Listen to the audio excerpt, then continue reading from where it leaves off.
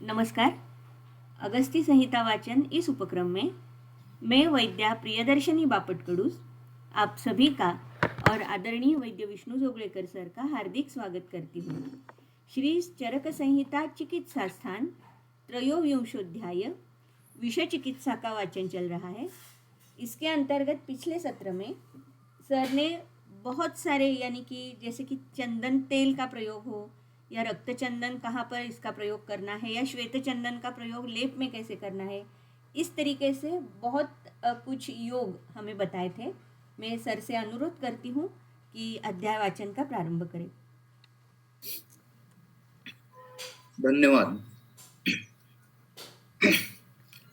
आज हम नए विषय की शुरुआत करने जा रहे हैं। सार्वकार्मिक अगध के बाद अभी आगे जो आता है वो है गर विषय। तो उसकी शुरुआत ऐसी है, सौभाग्यार्थम स्त्रियः स्वेद रजो नानांगजान मलान शत्रु प्रयुक्तांश्च गरान प्रयच्छन्ति अन्न मिश्रितान। तो गर विषय का जो प्रयोग यहाँ दिया है वो मुंह से पेट में जाने वाली चीजों का है। उसमें दो कैटेगरीज यहाँ दिए गए हैं। एक तो है कि वशीकरण के लिए स्त्रियां इसका उपयोग करती है, ऐसा कहा गया है। ये बात जो है ये पुराने जमाने की है, क्योंकि जब पुराने जमाने में एक से ज्यादा पत्नियां हुआ करती थी।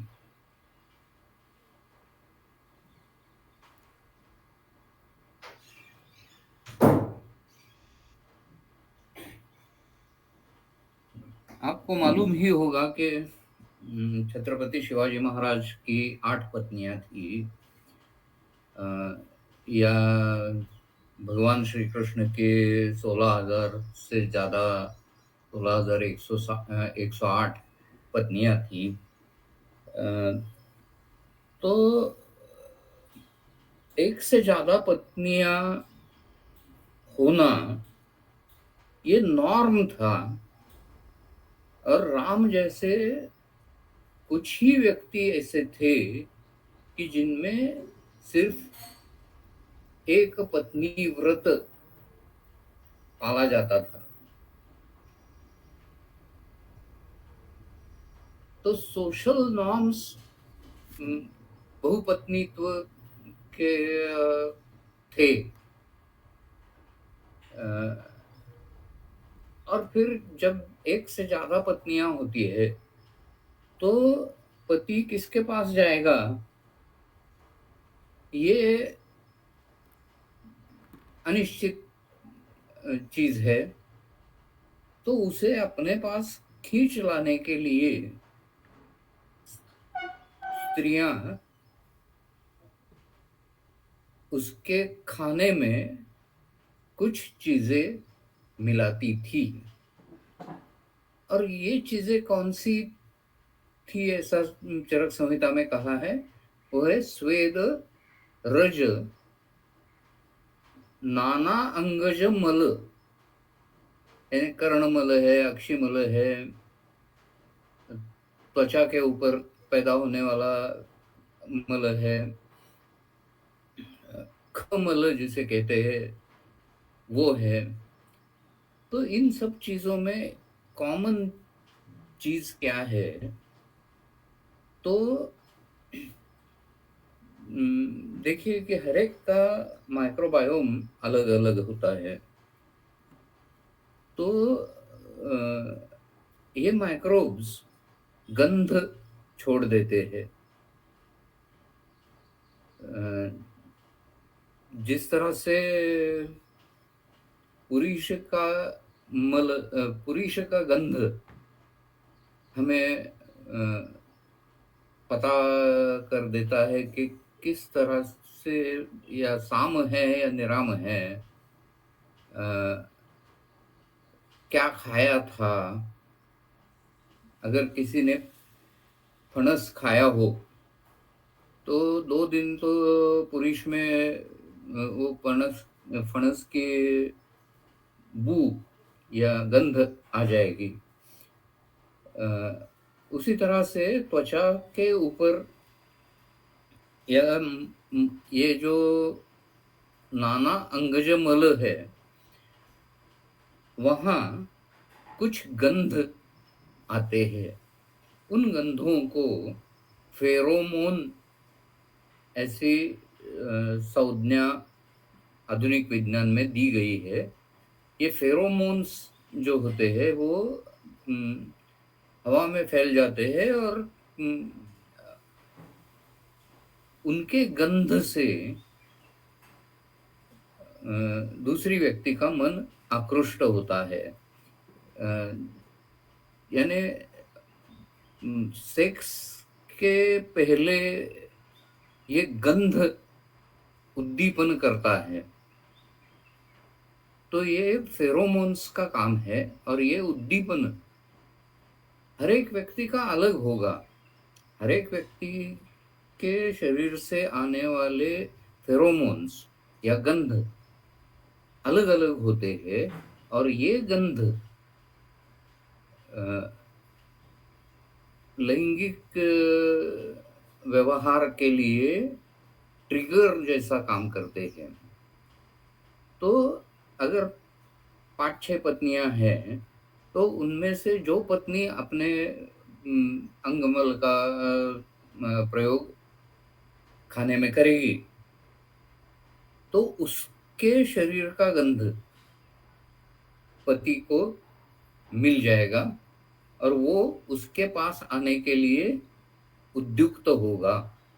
इस तरह का लॉजिक इस गर प्रयोग में है।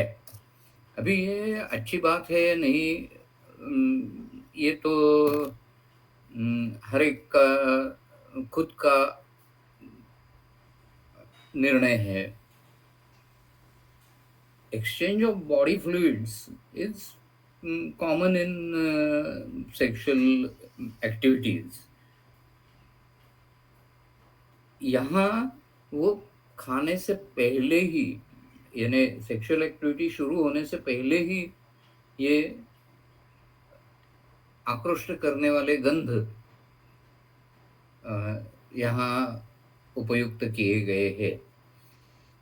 लेकिन ये सब मल है, स्वेद हो, रज हो या अंगज मल हो, कर्णमल जैसे, तो ये सब मल है। तो ये जब पेट में जाते हैं पति के तो उससे उत्तेजना शायद होगी, लेकिन गर विष बाधा होने की संभावना ज्यादा है। दूसरी कैटेगरी जो दी है वो है शत्रु प्रयुक्तांश गरान, यानी शत्रुओं के द्वारा प्रयोग किए गए गर विष। अन्न मिश्रितान, वो अन्न में मिश्रण करके दिए जाते हैं। प्रयच्छन्ति, सौभाग्यार्थः स्त्रियः प्रयच्छन्ति, ऐसा वाक्य है। शत्रु प्रयुक्तांश गरान ये अलग वाक्य है। अन्न मिश्रितान शत्रु प्रयुक्तांश गरान प्रयच्छन्ति, यहाँ स्त्रियः ये कर्ता नहीं है। यहाँ शत्रु के चंगुल में फंसे हुए जो राजपुरुष होंगे या किचन में काम करने वाले लोग होंगे या राजा के सामने डिश लाने वाले जो लोग होंगे, उनमें से कोई तो फितूर हो गया तो वो विष प्रयोग कर सकता है। अभी ये विष प्रयोग शत्रु के द्वारा जो किया जाने वाला है, तो उम, एक अगर तंत्र में या फोरेंसिक मेडिसिन में एक टॉक्सिकोलॉजी में एक संकल्पना ऐसी है कि उम, वहाँ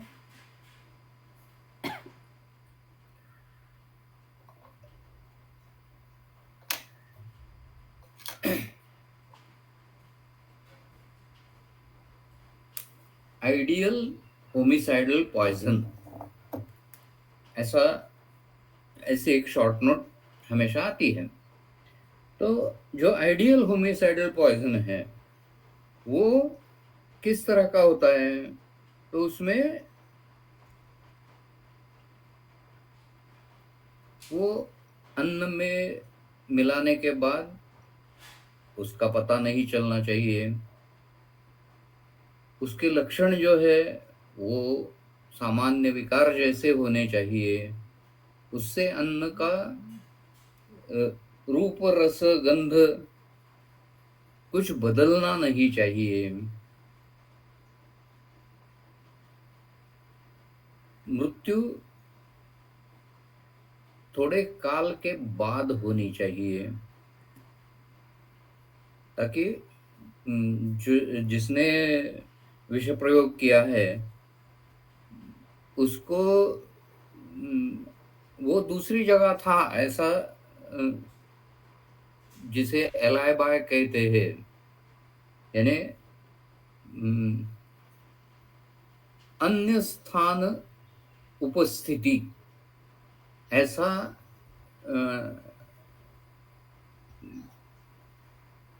पुरावा, एविडेंस क्रिएट किया जा सके, इसलिए देरी से वो होना चाहिए। इस तरह के आइडियल होमिसाइडल पॉइजन के गुणधर्म दिए गए हैं। जब तक मार्श टेस्ट डेवलप नहीं हुआ था तब तक आर्सेनिक कंपाउंड्स इसके लिए बहुत ही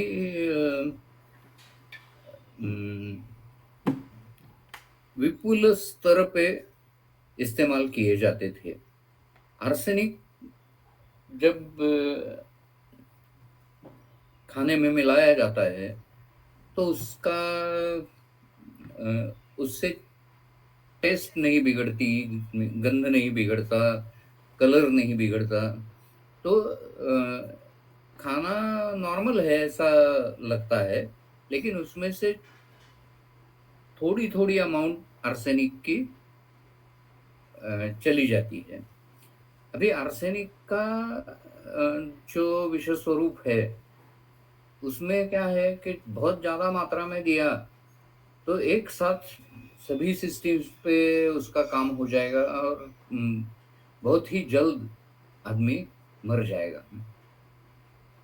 उसको फुल्मिनेंट टॉक्सिसिटी कहते हैं। दूसरी कैटेगरी है वो है एक्यूट टॉक्सिसिटी। इसमें आर्सेनिक देने के बाद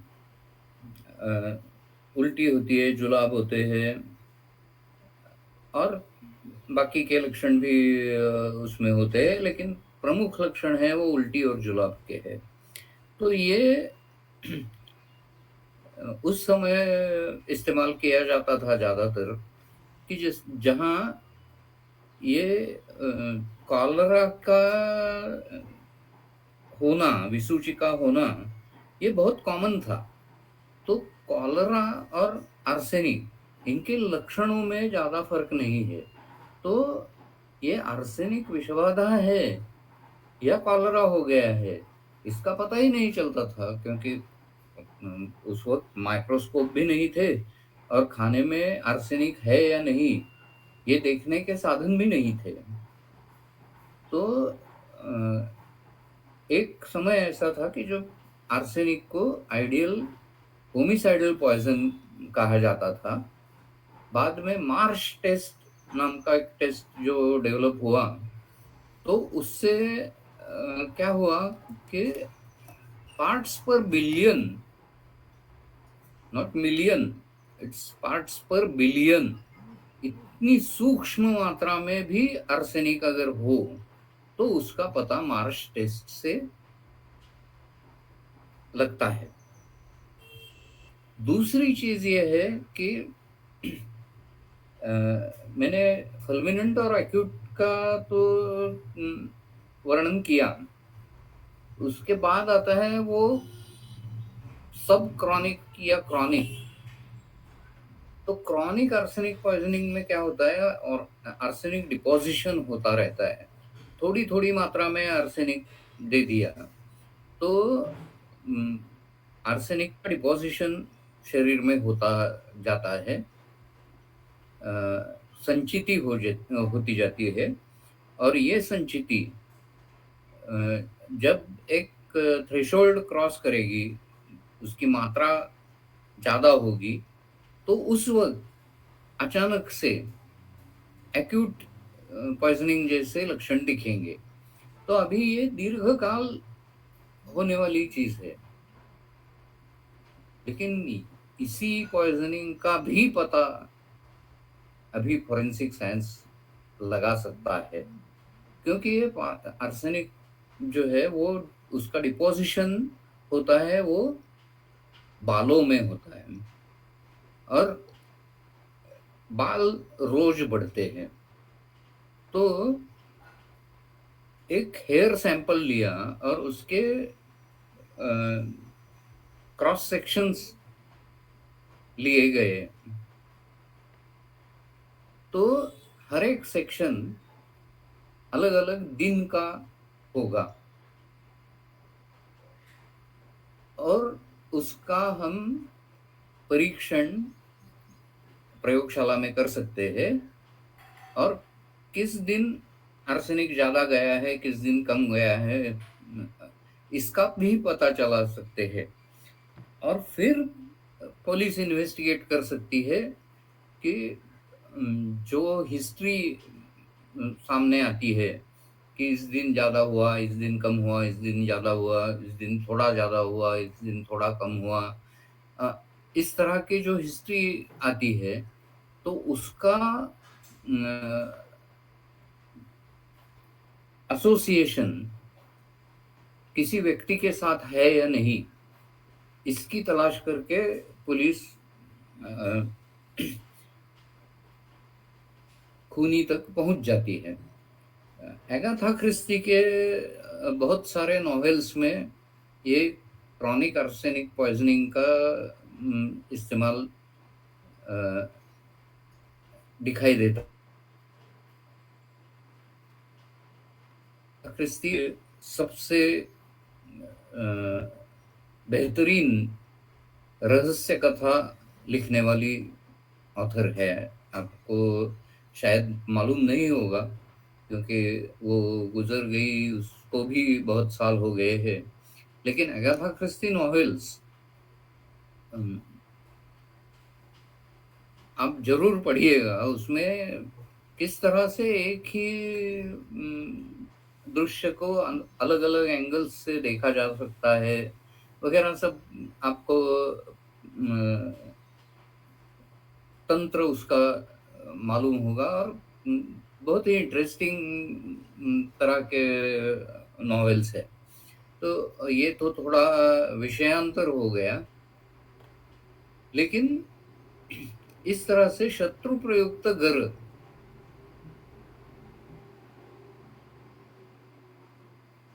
और सौभाग्य के लिए सोने इस्तेमाल किया हुआ अंगमल, इन दोनों का अन्न के माध्यम से शरीर में प्रवेश होता है।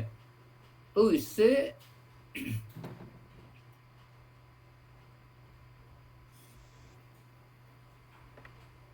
गर विष नाम का रोग भी हम कह सकते हैं। यही उस रोग के लक्षण यहाँ दिए गए हैं। तैहि स्यात् पाण्डुः कृशः अल्पाग्निः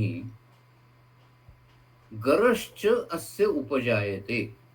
यानी यहाँ गर ये विषबाधा का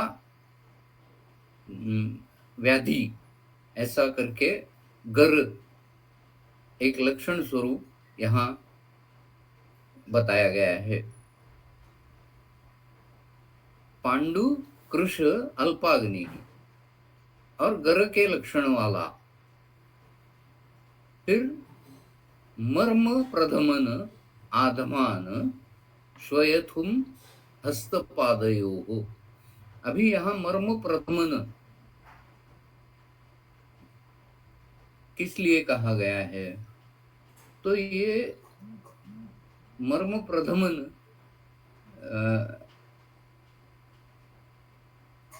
इसका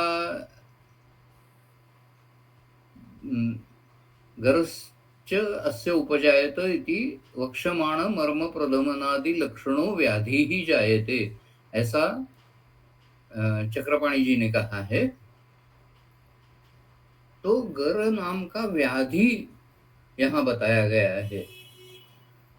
अभी यहाँ मर्म प्रधमन ऐसा शब्द प्रयोग हुआ है, तो ये कौन से मर्म है? तो ये त्रिमर्म है, यानी हृदय का प्रधमन हो गया, बस्ती का प्रधमन हो गया, या मस्तिष्क शिरो भाग में प्रधमन हो गया। तो देखिए यहाँ मेनिंजाइटिस, कार्डियक फेल्योर और रीनल फेल्योर, ऐसे तीन स्पष्ट व्याधि मर्म प्रधमन ये एक शब्द से बताए गए हैं। तो बहुत सीरियस कंडीशन ये होती है। इसमें पेट में आधमान होता है, फिर हस्तपाद में श्वयथु ये सूजन यह लक्षण होता है। यहाँ ये श्वेतु किस तरह की होती है इसका वर्णन तो नहीं है, यानी नोन्नमति प्रपीड़ितः या प्रोन्नमति प्रपीड़ितः। शोथ जो होता है वो दो तरह का होता है, एक में वो दबाने के बाद खड्डा ही रहता है, उसे न उन्नमति प्रपीड़ितः ऐसा कहते हैं। दूसरा है वो प्रोन्नमति, दबाने से गड्ढा हो जाता है, दबाना छोड़ देने के बाद वो नॉर्मल यानी पहले जैसी स्थिति पे आ जाता है, तो उसे प्रोन्नमति प्रपीड़ितः। ऐसा दो तरह के श्वेतु है, उनमें से कौन सा भी हो सकता है। यहाँ जो न उन्नमति प्रपीड़ितः इस तरह का है, वो स्टैग्नेशन की वजह से ज्यादा होता है, और प्रोन्नमति प्रपीड़ितः ये इन्फ्लेमेशन की वजह से ज्यादा होता है। तो दो तरह के उसमें संप्राप्ति अलग अलग होती है, दो तरह के श्वेतु में। सिर्फ सूजन देखने से काम नहीं चलता है, उसका परीक्षण करना होता है कि उसका रंग कैसा है, उसकी उन्नति कितनी है, एक देशिक है या सार्वदेहिक है, सिर्फ हाथ और पाँव में है या पेट पे, पीठ पे, गर्दन पे, चेहरे पे कहाँ सूजन है, वो लोकेशन देखना होता है।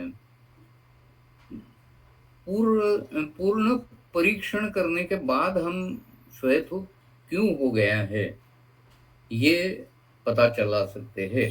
अभी हस्तपाद में जब श्वेतु है तो वो ज्यादातर स्टैग्नेशन की वजह से होती है, यानी वेनस रिटर्न जो होता है वो कम हो जाता है।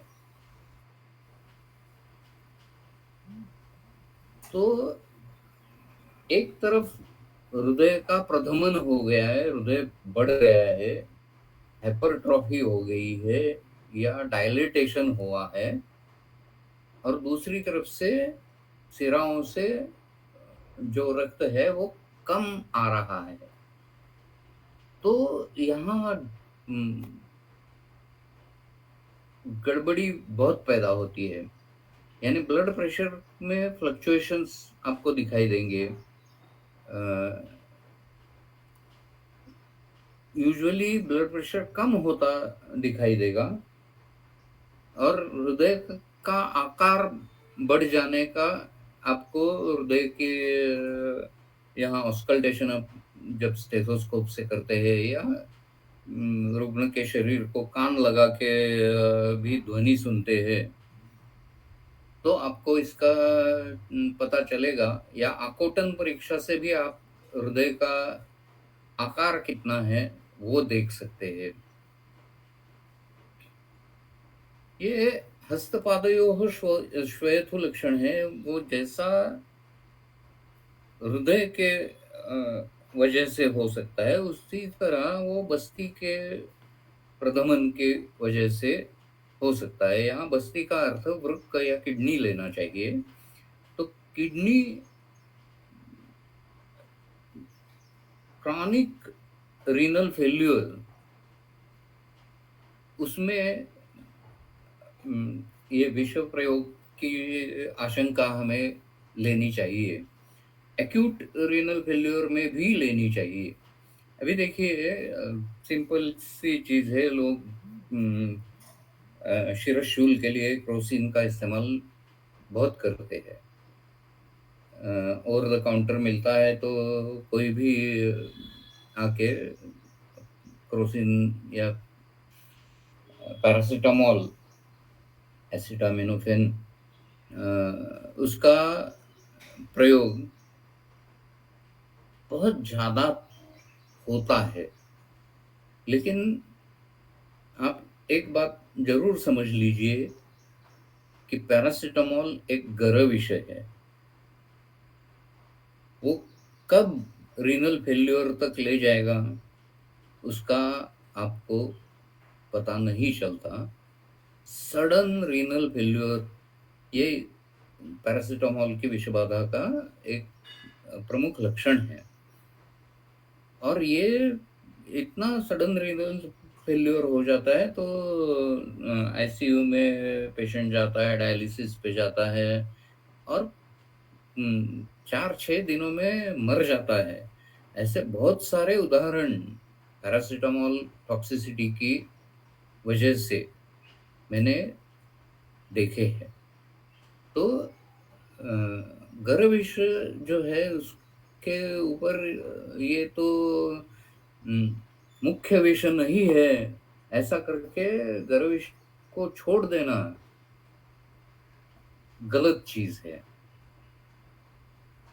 जो भी विष शरीर में ऐसे संचित हो जाते हैं या शरीर के भावों से लड़ते हैं, एलर्जिक रिएक्शंस आती है या इनकॉम्पैटिबिलिटी रिएक्शंस आती है, तो वो गर्भ विष की वजह से होती है।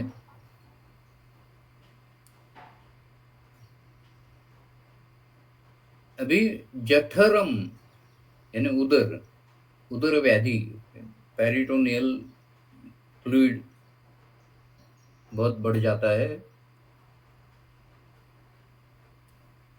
वहाँ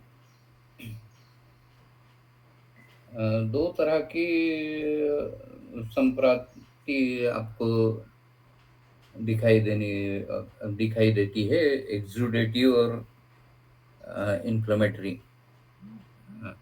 ट्रांसुडेटरी, एक्सुडेटरी जो है वो इन्फ्लेमेटरी है, वहाँ एक्टिव जल का स्राव पेरिटोनियम में होता है, और जो ट्रांसुडेट है वो वहाँ की कला जो है वो कला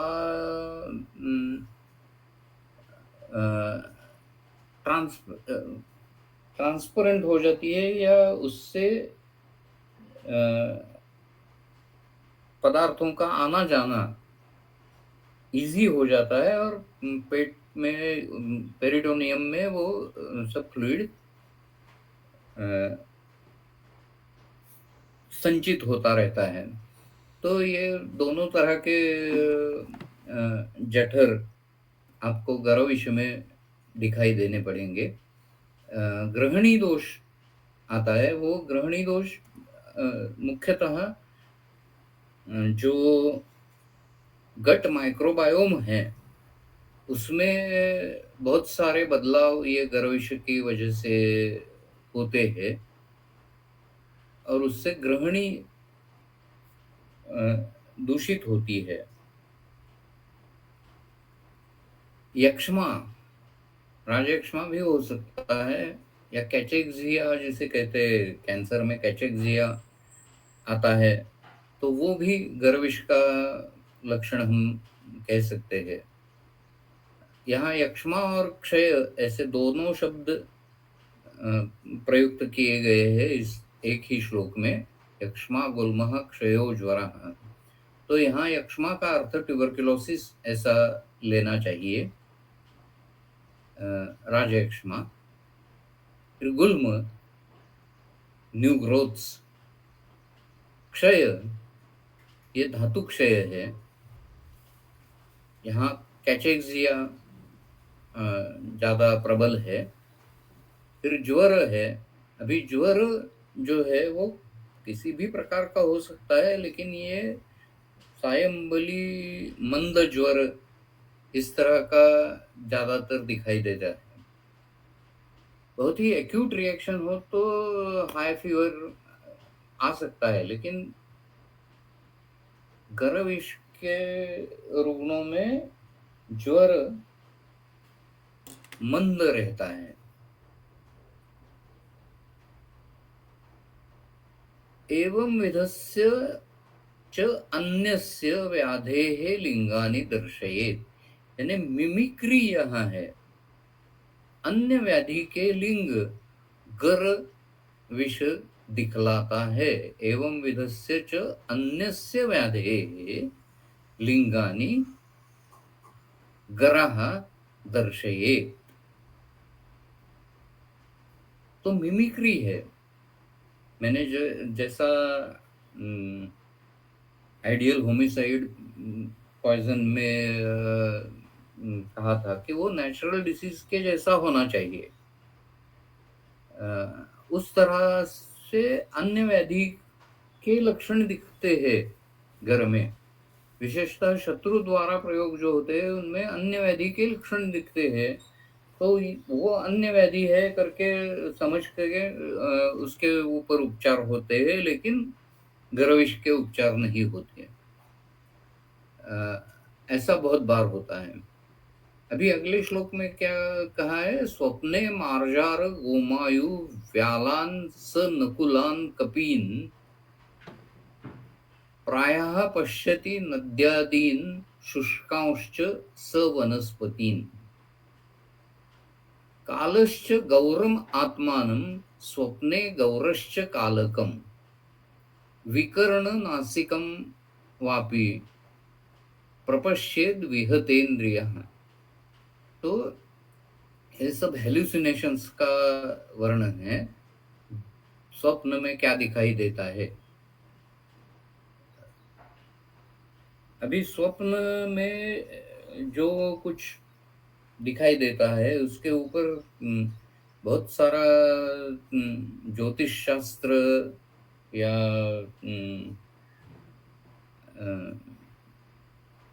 उसकी प्रेडिक्शंस लोक व्यवहार में हमें सुनाई देती है। पहाटेची स्वप्न खरी होतात, स्वतःचा मृत्यू बघितला तर आयुष्य वाढतं, इस टाइप के वर्णन हमें दिखाई देते हैं। लेकिन यहाँ स्वप्न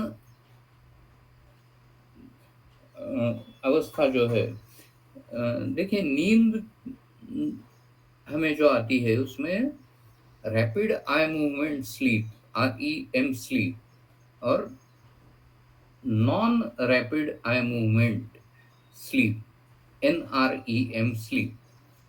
ऐसे दो तरह के अ, निद्रा के साइकिल्स होते हैं। यानी पहले जब नींद लग जाती है तो रैपिड आई मूवमेंट स्लीप रहती है, थोड़ी देर के बाद डीप स्लीप में आदमी चला जाता है, तो फिर वो डीपर डीपर ऐसा 2-3 स्टेप्स ज़्यादा ज़्यादा गाढ़ी नींद आ जाती है, और फिर उससे धीरे धीरे वो ऊपर आता है, और एक पीरियड ऐसा आएगा कि जहाँ नॉन रैपिड आई मूवमेंट के जगह रैपिड आई मूवमेंट स्लीप यानी हल्की नींद में आ जाएगा। तो शुरुआत हल्की नींद से होगी, उसके बाद डीप स्लीप होगी, उसके बाद फिर हल्की नींद होगी, फिर डीप स्लीप। ऐसा रफली इसका 45 मिनट का साइकिल है, 2 मुहूर्त, 48 मिनट कह सकते हैं हम। तो 2 मुहूर्त में एक बार लाइट स्लीप, उसके बाद गाढ़ी नींद 2-3 स्टेप्स में आ जाएगी, उसके बाद वो गहरी जो है वो उसकी गहराई कम होती जाएगी, और फिर से रैपिड आई मूवमेंट स्लीप तक आदमी पहुंच जाएगा। तो ये समझना जरूरी है कि जो रैपिड आई मूवमेंट स्लीप है, REM स्लीप, ये कालावधि ऐसा है कि जहां स्वप्न दिखाई देते हैं। वो आदमी जागृत भी नहीं है, सुप्त भी नहीं है, ऐसी जो संधि अवस्था है उसमें स्वप्न दिखाई देते हैं, जो कि आदमी बता सकता है। लेकिन गर्भाशय में हेलुसिनेशंस भी हो सकते हैं। ये सब चीजें उनका भास पैदा हो जाता है, भ्रम पैदा हो जाता है कि मार्जार है, गोमायु है, व्याल है, नकुल है, कपि है। गोमायु यानी कोल्ला, व्याल सिंह या व्याघ्र, तरस, ये सब व्याल कहे जाते हैं। नकुल यानी मुंगूस, और कपि यानी बंदर दिखाई देते हैं। प्रायः पश्यति नद्यादीन शुष्कांश्च स वनस्पतीन। तो नदियां सूखी हुई है, वनस्पति सूखी है, सब अकाल हो गया है, दुष्काली परिस्थिति है, ऐसे स्वप्न आ जाते हैं। कालश्च गौरम आत्मानम स्वप्ने गौरश्च कालकम। स्वप्न में खुद का रंग जैसा है उसके विपरीत रंग दिखाई देते हैं। गोरे रंग का स्वप्न में अपने को काला दिखाई देता है खुद को, और जो खुद काला है उसे स्वप्न में वो कैसा गौर वर्ण का हो गया है ऐसा दिखाई देता है। तो ये सब हेल्यूसिनेशन है। विकर्ण यानी कान कटे हुए हैं ऐसा दिखाई देता है, या विनासिक, विकर्ण नासिकम ऐसा शब्द प्रयोग है। तो विकर्ण यानी कान कटे हुए, विनासिक यानी नासा, नाक कापलं, इस तरह का दृश्य दिखाई देता है। विहतेंद्रिय, उसके इंद्रिय हनन हो गया है, उसको ठीक से दिखाई नहीं दे रहा, ठीक से गंध नहीं आ रहा, ठीक से स्पर्श नहीं पता चल रहा। अ, तो ये सब जो लक्षण हैं वो साइकोट्रॉपिक इस तरह के जो विषय है उनसे होते हैं। जो नशा की दवाइयाँ हैं उनमें ये बहुत बार दिखाई देता है। ओपियम हो, कोकेन हो, ओपियम डेरिवेटिव्स, मॉर्फिन के बहुत सारे डेरिवेटिव्स हैं। ओपियम में कम से कम 500 अलग अलग अल्कोलॉइड्स है। उनमें से आधे नॉन नार्कोटिक है और आधे नार्कोटिक है। तो नार्कोटिक जो अल्कोलॉइड्स होते हैं उनसे ऐसे हेलुसिनेशंस पैदा होते हैं। लेकिन जो सिंथेटिक साइकोट्रोपिक सब्सटेंसेस होते हैं, यानी एक्सटेसी या एमडीएमए, बहुत सारे वो नारकोटिक्स एक्ट जो है उसमें इनका सबका उल्लेख है। तो उनमें से भंगा एक ऐसा है कि जिससे हेलुसिनेशंस हो जाते हैं। कोकेन है, आईफेन है। भंगा के ऊपर बहुत सारे देशों में बंधन है, भारत में भी बंधन है। भंगा का उपयोग अगर औषधियों में करना है तो उसके लिए भी, निर्मित के लिए बहुत कड़े बंधन अभी 2022 में प्रचलित किए गए हैं। जिनके पास लाइसेंस है वही भंगायुक्त औषधि निर्माण कर सकते हैं। लेकिन इन सब द्रव्यों का एक परिणाम जो होता है वो इस तरह की विकृत दृश्य उन्हें दिखाई देते हैं। जब वो नशा उतर जाती है तो वो दृश्य नहीं दिखाई देते। तो इसीलिए शायद यहाँ कहा होगा कि स्वप्न में ऐसे दृश्य दिखाई देते हैं। तो हेल्यूसिनेशंस, इल्यूजन्स एंड डिल्यूजन्स, ऐसे 3 तरह के साइकोलॉजिकल सिम्टम्स है। हेल्यूसिनेशन क्या है? जो बिल्कुल है नहीं वो है ऐसा दिखाई देता है। यानी दृश्य दिखाई देता है या गंध आती है या स्पर्श आता है। इस तरह के जो होते हैं उनको हेल्यूसिनेशंस कहते हैं। इल्यूजन जो है वो भ्रम है। यानी जादूगर जो प्रयोग करते हैं, जादू के प्रयोग, तो उसमें इल्यूजन पैदा कर देते हैं कि उनके हाथ में जो कुछ है वो बिल्कुल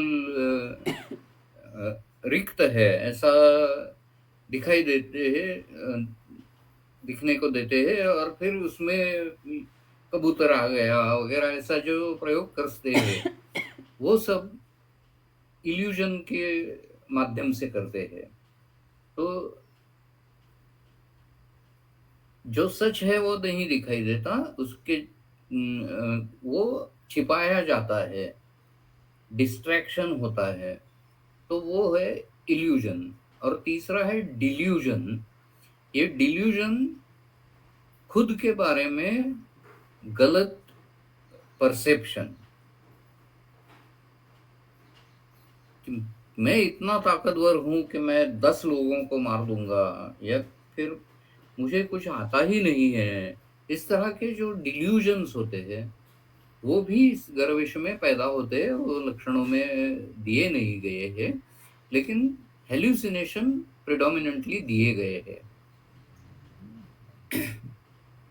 तम अवेक्ष भिषक् प्राज्ञाः पृच्छेत् किं कैः कदा सह जग्धम्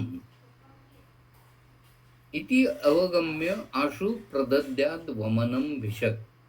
अभी ये जो श्लोक है इसमें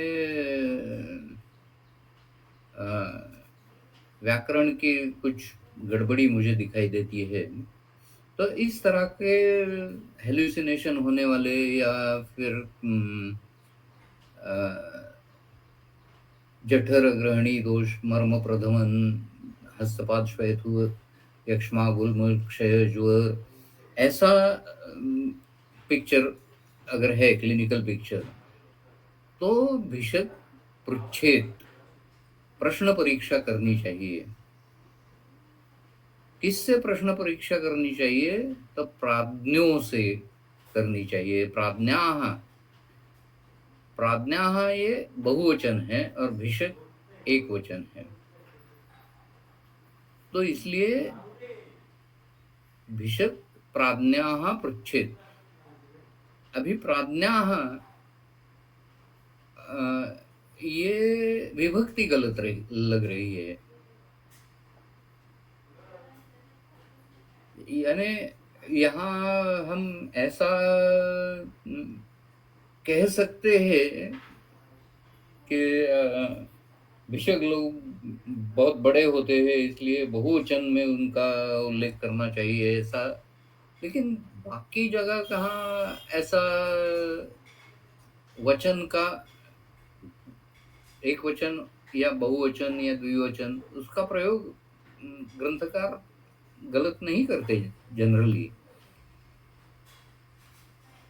तो यहाँ दो चीजें हो सकती है, एक तो मूल प्रति में प्राज्ञः ऐसा एक वचन ही होगा और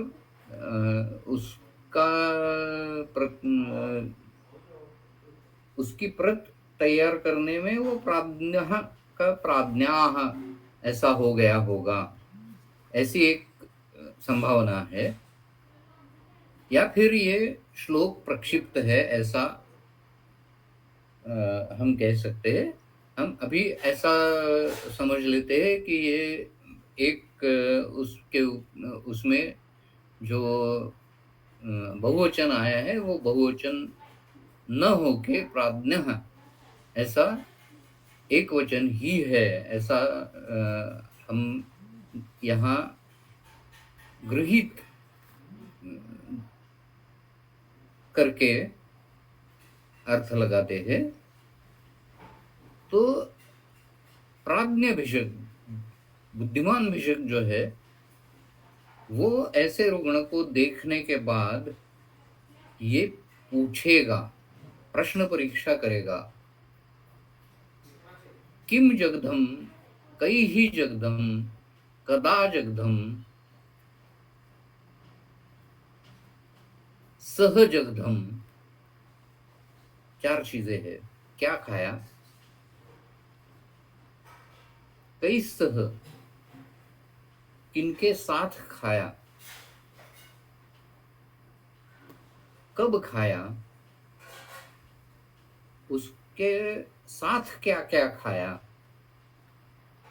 ऐसे चार तरह के प्रश्न यहाँ है। तो किम जगधम, जगध यानी खाया हुआ।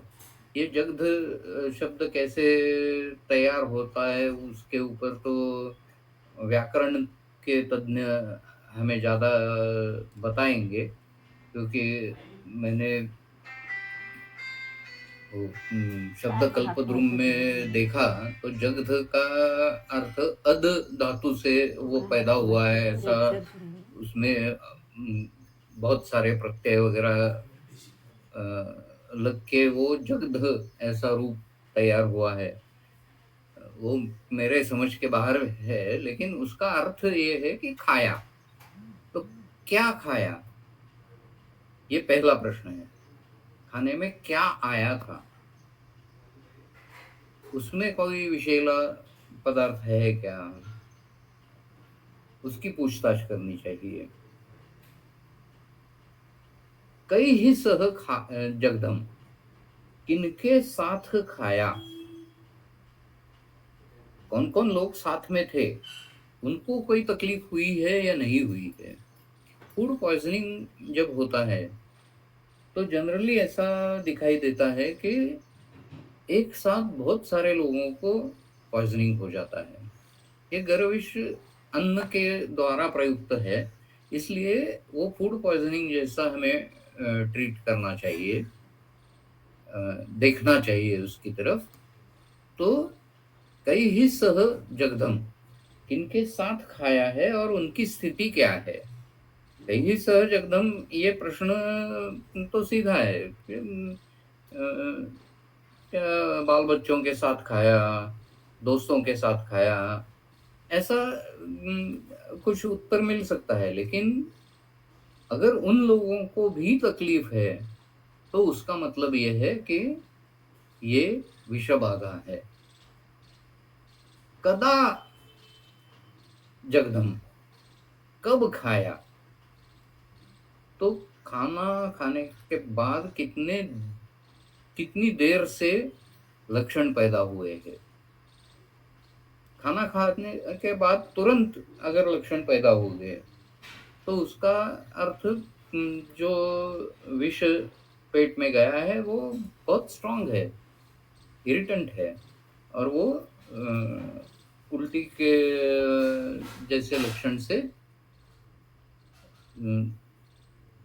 तुरंत दिखाई देगा, या फिर अतिसार होगा, या फिर बाकी सिस्टेमिक जो लक्षण हैं त्वचा के ऊपर दिखने वाले, कहीं न कहीं दर्द है या शोथ है वगैरह, इस तरह के जो लक्षण हैं वो विषय युक्त खाना खाने के बाद कितनी देर के बाद हुआ, इसकी पूछताछ की जानी चाहिए। और सहजगदम, यानी एक पेड़ा खाया जो विषैला था, उसके साथ बाकी बिरयानी खाई या समोसा खाया, बाकी बहुत सारे चीजें खाना खाने में साथ में आती है। तो इन सब चीजों में विषैला कौन सा था, ये देखना भी जरूरी है। और दो चीजें एक साथ जब खाई जाती है तो एक प्रोबेबिलिटी जो होती है वो होती है विरुद्ध अशन की। तो विरुद्ध अशन जब होगा तो उसके प्रमुख तीन परिणाम होते हैं। एक तो दोषोत्क्लेश होता है, तो रुल्लास जैसे लक्षण, रुल्लास प्रसेक जैसे लक्षण, ये दोष उत्क्लेश के लक्षण होते हैं। लेकिन दोषों का चलन तो होता है लेकिन वो शरीर से बाहर नहीं जाते। यानी ऐसे पेशेंट को सिर्फ उल्लास या प्रसेक होगा लेकिन उल्टी नहीं होगी। पेट में ऐसा अंत्रपूजन वगैरह लक्षण होंगे लेकिन जुलाब नहीं होंगे। तो दोषों का उत्क्लेश है लेकिन वो दोष शरीर से बाहर नहीं जा रहे हैं, और धातु भी ही विरुद्धम, धातुओं के विपरीत उनके परिणाम होते हैं। धात्वग्नि का मांद्य हो जाएगा, धातु वह स्रोतस में गड़बड़ी पैदा हो जाएगी, या फिर धातु क्षीण हो जाएगा, नष्ट हो जाएगा। और वो नष्ट धातु जो है वो आम की तरह स्रोतस में बैठ जाएगा। इस तरह के बहुत सारे परिणाम विरुद्धान्न के होते हैं। तो वो भी यहाँ गर्विश सदृश है। तो उसमें क्या करना चाहिए, इति अवगम्य आशु प्रदद्यात वमनम भिषक, पहले वमन देना चाहिए, तुरंत वमन देना चाहिए। जो भी पेट में गया है वो पहले बाहर आना चाहिए। यानी जो डिपॉजिट है या जहां से शरीर में विष खींचा जाएगा, वो रिजर्वॉयर पहले हटा देना चाहिए। तो पहले वमन देना चाहिए। ये वमन स्नेहन स्वेदन के बाद 7 दिन पूर्व कर्म करके वमन ऐसा नहीं है, ये सद्यो वमन है। आशु वमनम दद्यात्। बिल्कुल तैयारी कुछ नहीं करनी है। तैयारी के बिना पहले जो भी पेट में गया है वो बाहर आना चाहिए। तो इसके लिए औषधि प्रयोग हम कर सकते हैं। अभी मॉडर्न मेडिसिन में हम स्टमक वॉश ट्यूब का इस्तेमाल करते हैं। बहुत बड़ी ट्यूब होती है, तो वो स्टमक में डाल के वहाँ पोटेशियम परमैंगनेट का सॉल्यूशन हम डाल देते हैं और वो बाहर निकालते हैं। ग्रेविटी के सहाय से उसे बाहर निकालते हैं। तो ये स्टमक वॉश प्रोसीजर जो है वो इस वमन की जगह ले सकती है। आशु वमन जो देना है वो उसकी जगह हम स्टमक वॉश दे सकते हैं। अभी स्टमक वॉश कब नहीं देना चाहिए वो भी हमें मालूम होना चाहिए। तो जो भी करोजिव सब्सटेंसेस है, यानी स्ट्रॉन्ग एसिड्स है, स्ट्रॉन्ग अल्कलीज है, इस तरह के विषय है, तो ये स्टमक वॉश भी नहीं करना चाहिए और वमन भी नहीं देना चाहिए। ये बात समझ के आपको ट्रीटमेंट करनी है। तो वमन के बाद क्या करना है? सूक्ष्मम ताम्र रजस तस्मै सक्षौद्रम हृद विशोधनम।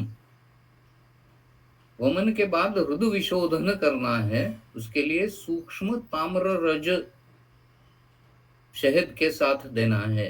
हम ताम्र भस्म का इस्तेमाल यहाँ कर सकते हैं। यहाँ प्रयोग जो बताया है सूक्ष्म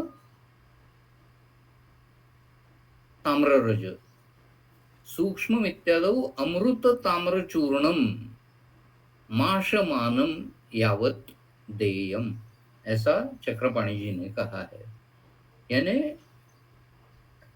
जिस ताम्र का अमृतीकरण हो गया है ऐसा ताम्र चूर्ण यहाँ देना है। नैनो पार्टिकल्स देने हैं। और कितना देना है? माशमानम यावत, पूरा 1 माश देना है ऐसा नहीं है।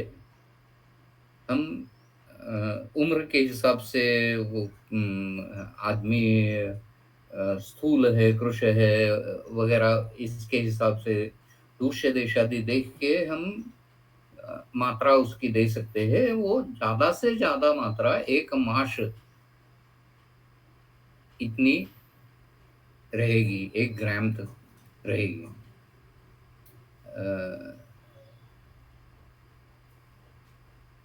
ये रुद्ध विशोधन के लिए है।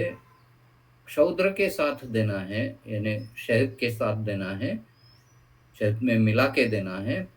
तो शहद में मिला के देने से एक चीज क्या होती है कि जैसे ही मुंह में वो जाएगा वहां से ही एब्जॉर्ब होने लगेगा।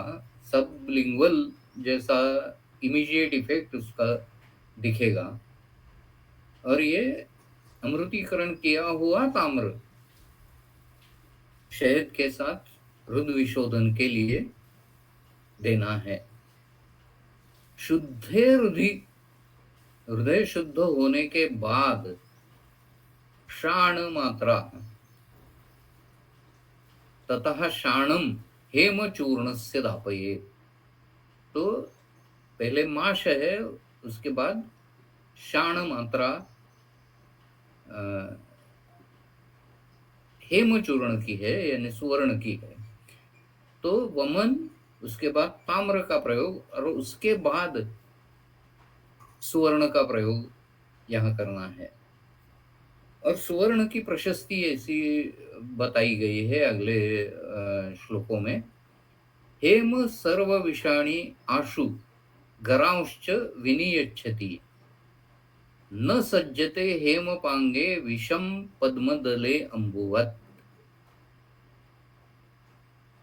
सुवर्ण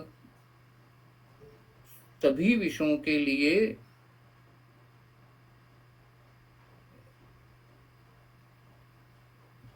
उपचार है। गर के लिए भी सुवर्ण उपचार है।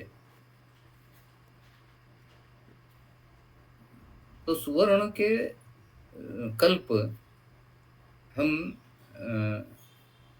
किसी भी विषबाधा में दे सकते हैं जब हमें ऐसा लग रहा है कि ये हृदय का आगमन हो गया है या फिर ऐसा कुछ कार्डियक सिम्टम्स अगर है तो तुरंत ये सुवर्ण का प्रयोग करना चाहिए। मैं उसमें 2-3 कल्प ज़्यादा सजेस्ट करता हूँ। एक है चिंतामणि रस। हृदय चिंतामणि रस जो है वैद्यनाथ का आता है, बाकी भी कंपनियां बनाती होंगी। तो वो चिंतामणि रस जो है वो मैं एडवाइस करता हूँ। दूसरा जो है वो है योगेंद्र रस और तीसरा है वो है याकुती रस। इन तीनों में बाकी के सुवर्ण के साथ साथ आब रेशम कतरा ऐसा एक यूनानी द्रव्य भी है। और ये आब रेशम जो है वो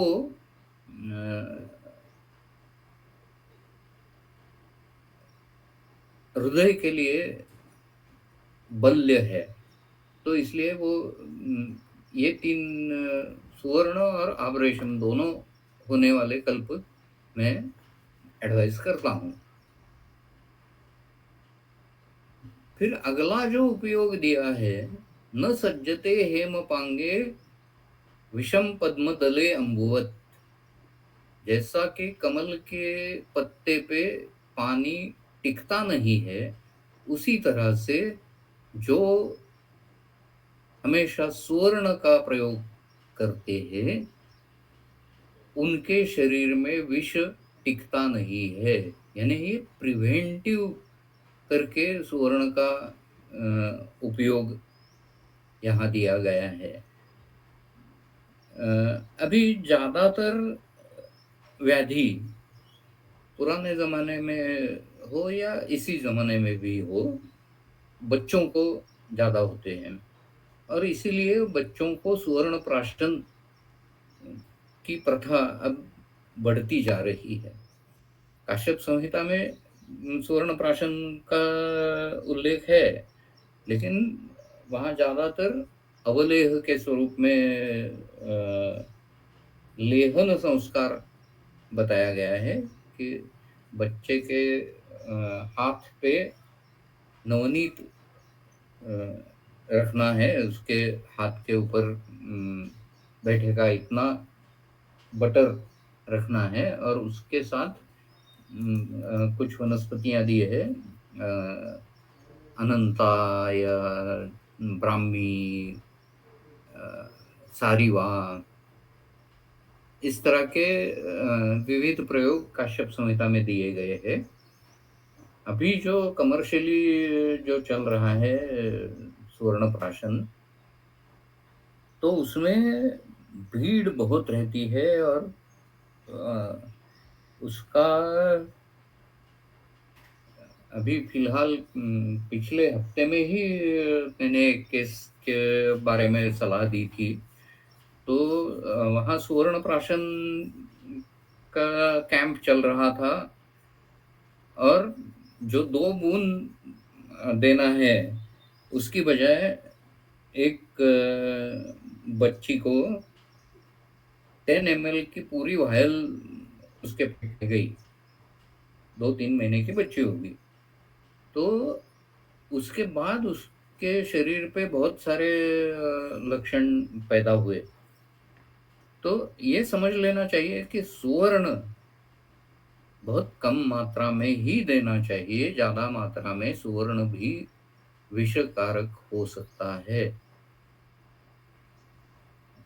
अ, अभी ये हेमचूर्ण है, तो ये नैनो पार्टिकल्स है। देखिए सुवर्ण के जो दृश्यमान सुवर्ण है, उसके गुण और नैनो गोल्ड के गुण काफ़ी अलग है। उसका रंग लाल रहता है, नैनो गोल्ड का। तो सभी फिजिकल प्रॉपर्टीज, केमिकल प्रॉपर्टीज सभी अलग होती है। तो नैनो टॉक्सिकोलॉजी एक अलग चीज है जो अभी नया डिसिप्लिन बन रहा है। अभी उसके भी स्पेशलिस्ट तैयार होने शुरू होंगे, लेकिन नैनो टॉक्सिसिटी अलग चीज है। मेरा सभी रसशास्त्र के लोगों को ये कहना है कि आप नैनो टॉक्सिकोलॉजी का जरूर इस्तेमाल कीजिए, स्टडी कीजिए, आपको फायदा होगा। अभी अगले 2 श्लोक में नागदंती त्रिवृद्धंती द्रवंती स्नुक पय फलैः साधितम माहिषम सर्पी स गोमूत्र आढ़कम हितम।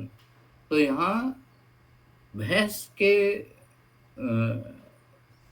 घृत का उपयोग करना है और उसमें गोमूत्र डालना है। इस तरह से सिद्ध जो घृत होगा वो सर्प कीट विषार्तानाम गरार्तानाम च शांतये, सभी तरह के विष के लिए ये योग बताया गया है। सभी द्रव्य जो है वो विरेचक द्रव्य है। तो आज हम यहीं रुकते हैं, आज काफी